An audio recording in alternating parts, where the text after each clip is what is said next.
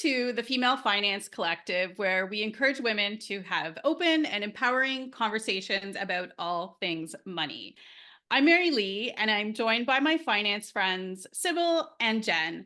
And we've been doing a series on money mistakes. And for this episode, we're going to talk about the common money mistakes that get in the way of saving and investing. So last week we had zoomed in on budgeting, and now we're going to zoom the lens out a little bit and think about the longer term picture that involves saving and investing. One of the common roadblocks that I see when I work with clients, and it's wanting to pay off all of their debt first before they get started with investing. And there's certain situations where that makes sense if you have lots of high interest rate debt, but there is a point in time where you may want to switch from rapidly paying off your mortgage to adding some savings for emergencies, other financial goals, and retirement.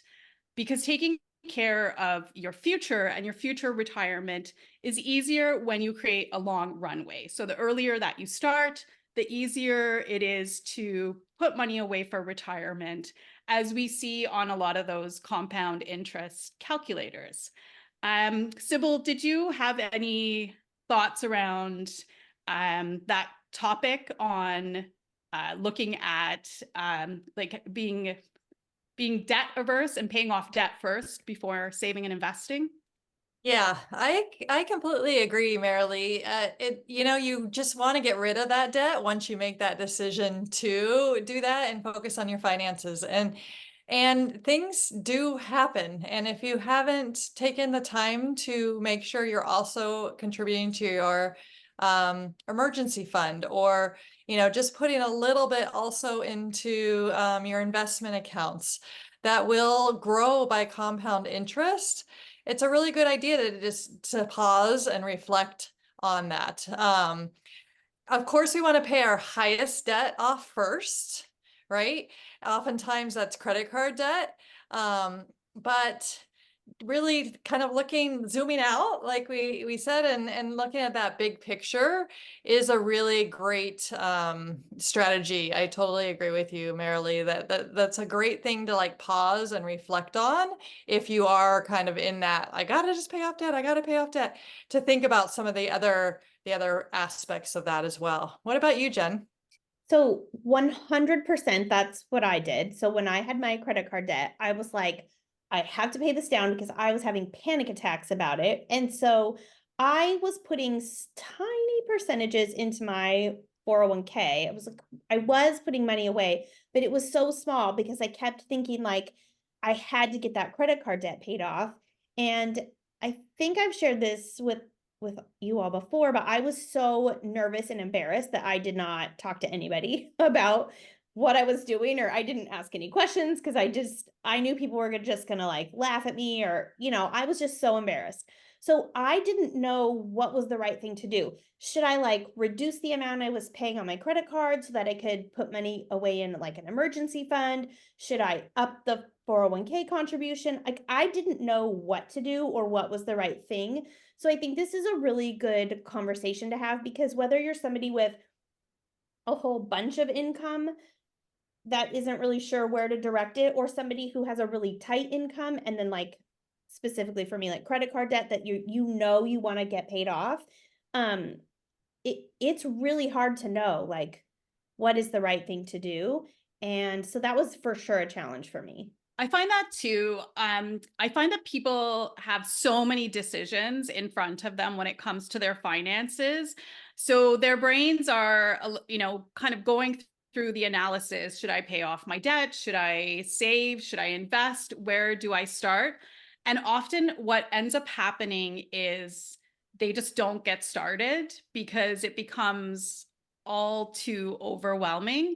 And sometimes that turns into, there's like this warp speed that happens with our lives. One day you're in your early 20s, and then before you know it, you're in your 30s, and you wonder like what happened to the time. And once you start to get older, a lot of people fear that it's too late for them. So they give up on the saving and investing because they figure it's something they should have done. It's too late, so they don't get started. I think the most important thing is to encourage people. It doesn't matter how much you are saving or how old you are, you can improve your finances if you just get started. So if you have that tight budget, you can still pay down your consumer debt, but maybe you're putting a small amount away, even if it's $25 a month, to getting a savings account in place. Because paying down debt feels great, but seeing your savings account balance increase, that feels really, really good, because you feel like you have this sense of stability when it comes to your finances. You know, if something happens, you've got the money to cover it. So sometimes the start is slow and small, but that the key is just to get started. Yeah, and the savings, high yield savings accounts in the US anyway right now have a really nice high percentage on them. And so you can be rewarded while you're saving your emergency fund, for example. I also have I started an account with the Acorns app probably 9 or 10 years ago now. And my idea was to put $1 a day per kid in there. And it felt like nothing. I didn't even feel it coming out of my bank account. And one cool thing about that, it's kind of gamified as far as you can round up too. So I can link credit cards and debit cards and such. And if I spend $4.36, it rounds up to the next dollar and it invests that amount. And so I don't feel it at all going over, yet it's growing, and I feel comfortable putting it at a highly aggressive setting as well, because it's just not a lot of money. But it's been really rewarding to watch that over the years just grow. It really, like $1 a day, $2 a day. I have 2 kids. Plus, the pennies off of each purchase I make. It really does grow. It really does make a difference. And it's never too late. It's just like, I'm going to start today. There's no better day than yesterday, so I'll start today, right? But it's kind of like breaking through that roadblock of feeling like it's too late and just getting started. And what I've seen myself do with that account sometimes is, if I feel like I don't even feel this, let's up it a little bit more. Let's do $2 a day per kid. And all of a sudden I'm saving, a decent amount of money, and it's growing quite quickly over time, because compound interest really does make a big difference. So yeah. I love Sybil. I love gamifying my finances. So I do that often. I'll do little spending challenges for like 30 days. And what I tend to do is anything that I'm able to not spend the money on that I usually would, I throw that into my tax-free savings account, which is like the Roth IRA for those in the US. And I think I did that for 18 months, and it was around $12,000 that I was able to save. That's Canadian, so that's a lot less, but it was amazing. It was just avoiding, Uber Eats, and things like this, the impulse purchases the kids wanted.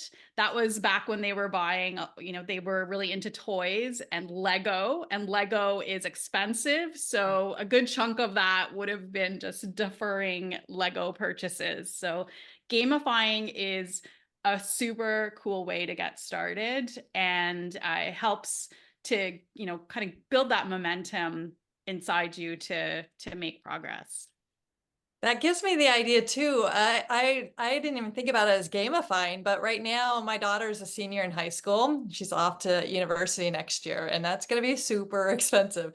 And so we've offered her 10% of any scholarships she wins, because we really want her to be motivated to apply, right? She has to put in the work.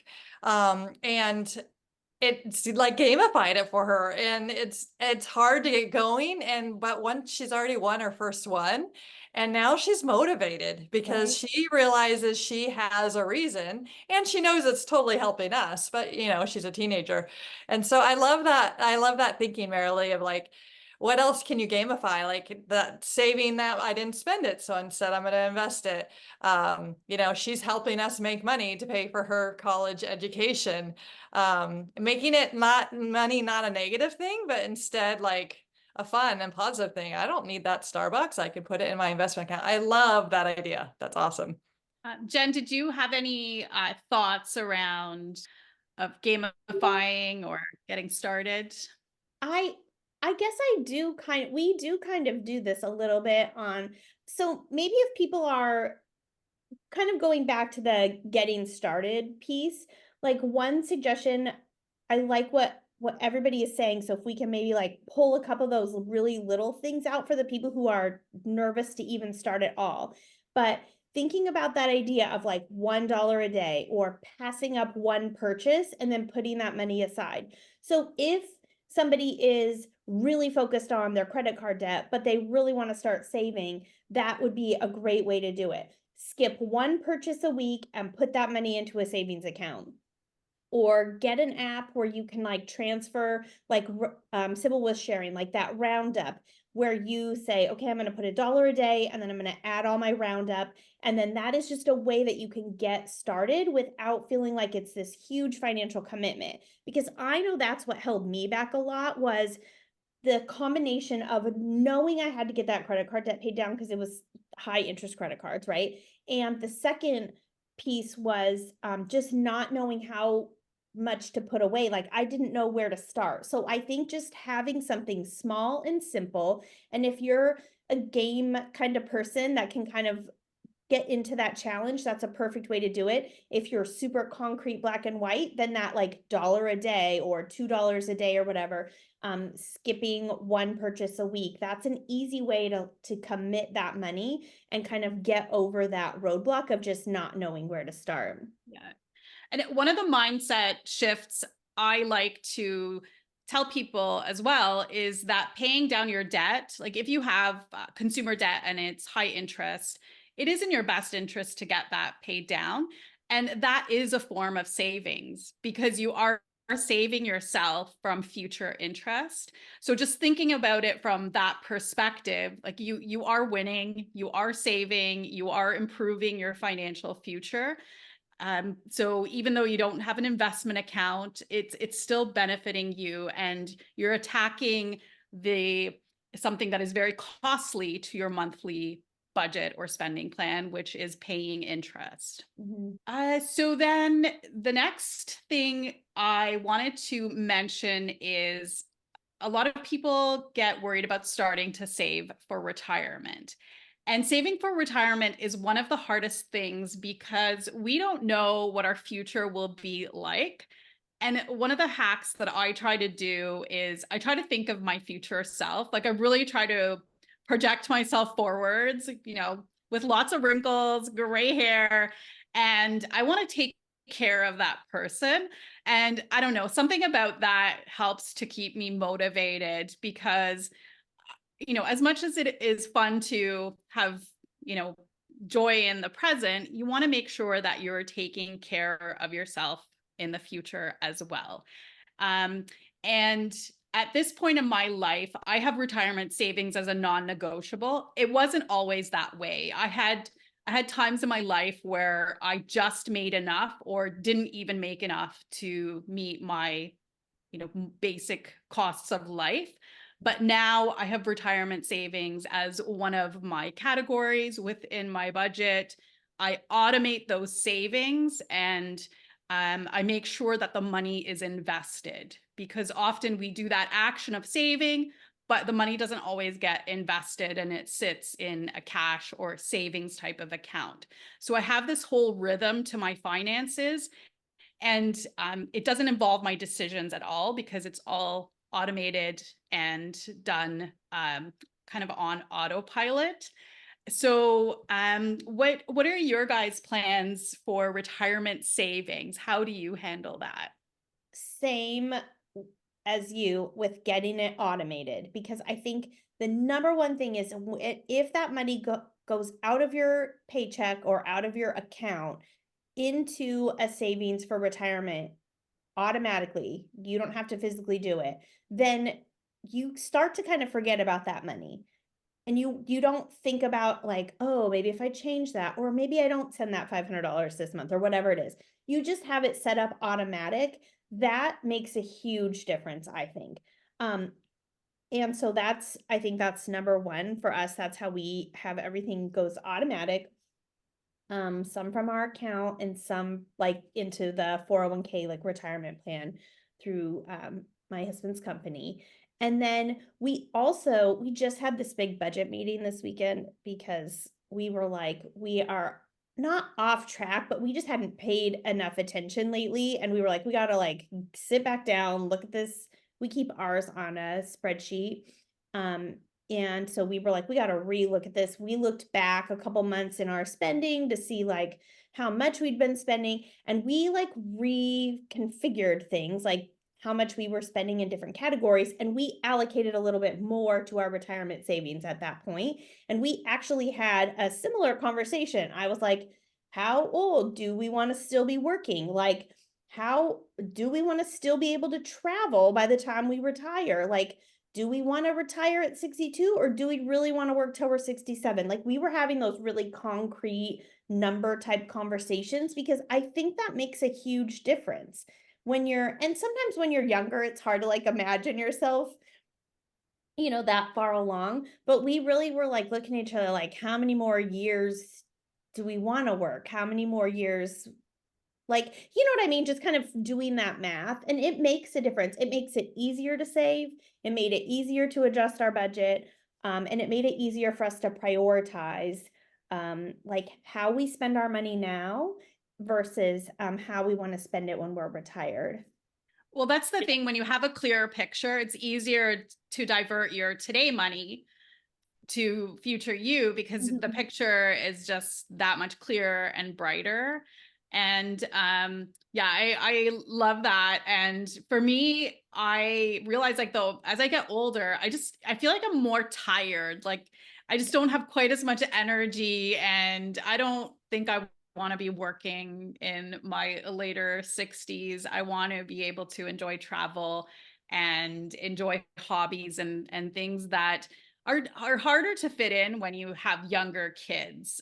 A lot of my time tends to go to things that they want to do, and so does a lot of my money. But I do look forward to having time to enjoy that. So I try to get really, really clear on where I'd like to live, what I'd like to be doing. And that helps to put a dollar amount on retirement. And then you just work it backwards to figure out what that looks like on a monthly basis. Yeah, I love to dream big. I love to dream wild because I just find it so motivating. So I like to ideate like 3 5-year futures, like totally out there, not judging. Like in 5 years, I could be doing this. In 5 years, I could be doing the second thing and this third thing. And then really like I call it a plan.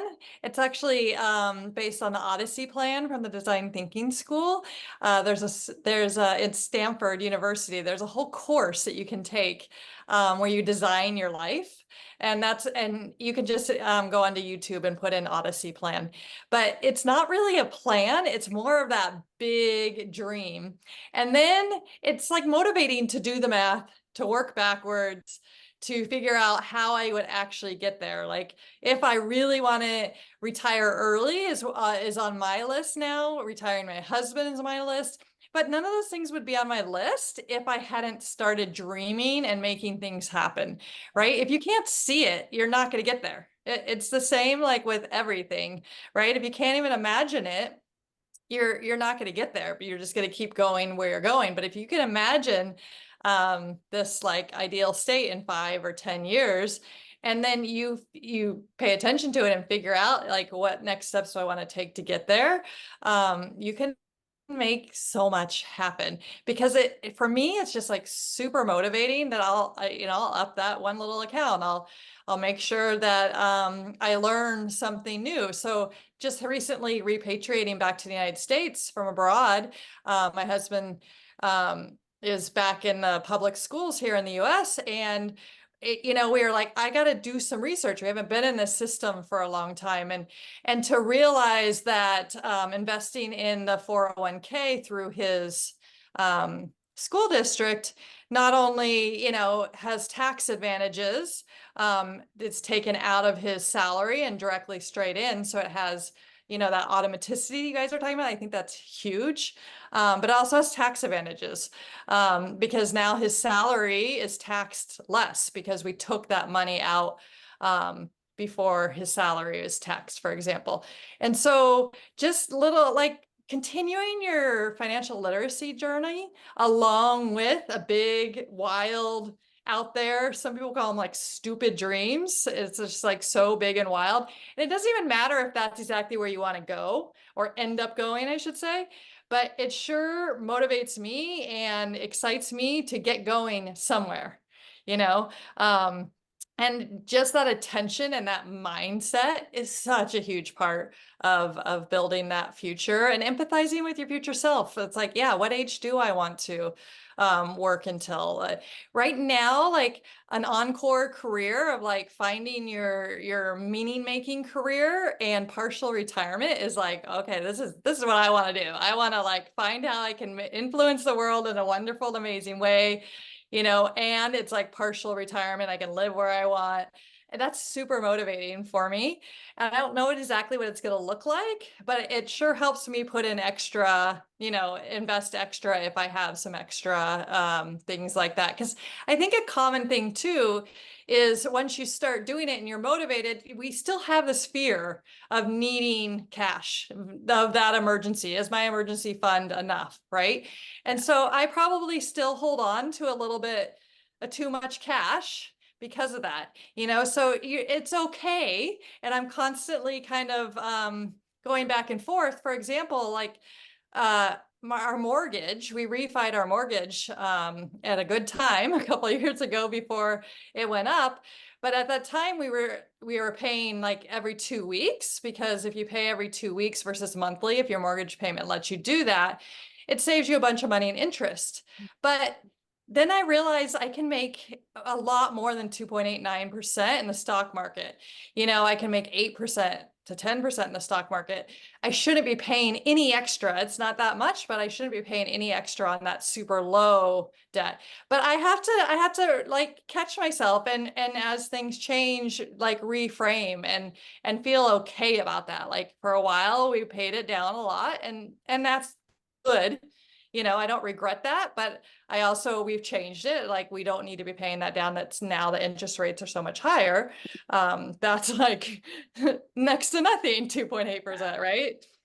Well, that peace of mind, like there's always the numbers and math, like that's kind of the easier part to figure out. If you have two options of a decision you want to make, it's easy to figure out the math. But so much of financial decisions are your comfort, your peace of mind. And especially when you're an entrepreneur, people tend to prefer to have a little more cash because you may have a downturn in the economy or in your business. So those decisions aren't just based on the numbers. There's also a comfort factor and your risk tolerance. My mom has a very low risk tolerance. She does not enjoy seeing her investments move down. She's fine with them going up, but on the way down, she tends to panic. So for her, it's best to have things professionally managed. She still prefers lower risk, and that is comfortable for her, and she never worries about her money. I tend to be more of a risk taker. I can tolerate the market movements. I don't enjoy them, like no one does, but I just have certain rules in place. Like I just look at my accounts less often. I go do something else instead of take action. But we all have like these different preferences.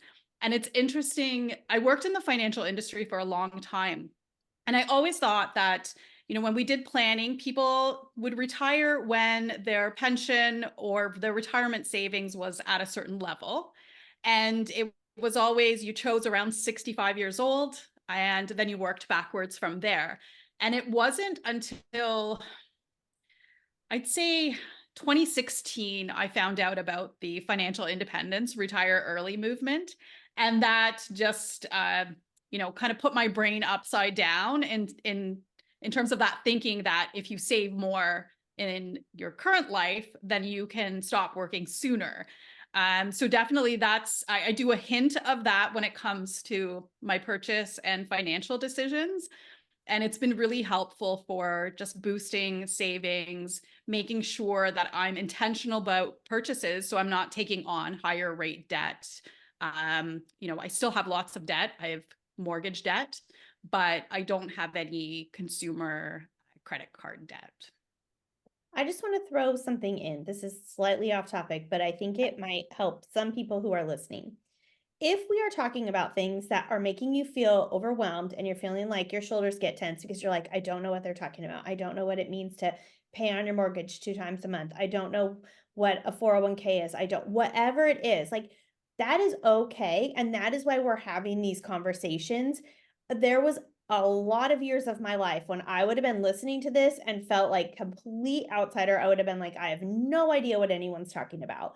And I would have been completely overwhelmed and I probably would have shut it down. I would have been one of your roadblocks, Mary Lee. But I just encourage people, like, write down any words that you're hearing that you're not sure what they are. Just Google them. There are some really good websites. I like NerdWallet is like really easy to understand. So I'm always, if I hear a word I don't know that's finance related at all, I search it on NerdWallet and they have usually really good explanations, really easy to understand articles about things. So that's a good place. Also, like, message us or shoot us an email. All of our contact information is easy to find. And we will answer questions for you guys on here. We can pop you back a quick email if it's just an easy question, but I don't want anyone to listen and feel like, oh, this is not for me because I don't know what those big words are, because this is why we're talking about it, so that they don't feel like big words anymore, and just to make it normal to be like, wait, I don't know what that means. I need some help, or, any of that. So I'm just want to encourage people, don't like shut it down because you're feeling overwhelmed. And even when we call these mistakes, we did that strategically because we all have them. Like, it is impossible to navigate your finances in a perfect way. And so that idea of perfection can just go out the door. So it really is just, our life isn't just, the same through decades. So your finances are going to have a lot of twists and turns. And you've got to realize that there will be things that don't go your way in life and in your finances. But the important thing is to keep learning and to keep improving and just to keep going. So that's kind of the key. So the mistakes aren't to call anyone out. They are just to lightheartedly just embrace finances as something that there often isn't a right or wrong answer, because we're all so unique that the way we live and our preferences are going to be different. If you're not trying to retire at 55, don't listen to us and be like, well, that's not for me. My big, huge dream is to just like pay off my house and live by my family and just hang out. And I don't like to travel. And I just want to, like, that's also an absolutely okay and fine dream to have. Like, we all, just like Marilee just said, we all have our own goals and plans and dreams. We just don't want anyone to hold themselves back because they're afraid of money or afraid of making mistakes with their money. Like, whatever you really want to do, there's ways for you to learn how to do that. Just saving up enough to be comfortable at your house when you're tired of working, or whether it's to, like, be a nomad and travel all around the world and not have to worry about it. So whatever people want to do is great. Yeah, and we would love to hear what you have to, what you're thinking, what you have to say, what questions you have. So one of the advantages of having our podcast also on YouTube is that we can interact with you there. So feel free to comment on YouTube. And, we'll try to respond because we would love to know like how we can tailor this more to you as well. And I know you can't do that on the podcast sites, but that's one of the reasons we have it on YouTube as well. So I just want to throw that out there. We would love to tailor, our things to you, our amazing listeners. Thank you so much for joining us for this episode. We wanted to just highlight a few of the common roadblocks that get in the way of saving and investing. And hopefully, there were a few little gold nuggets that you picked up from this episode that will be helpful for you. And we look forward to seeing you next time.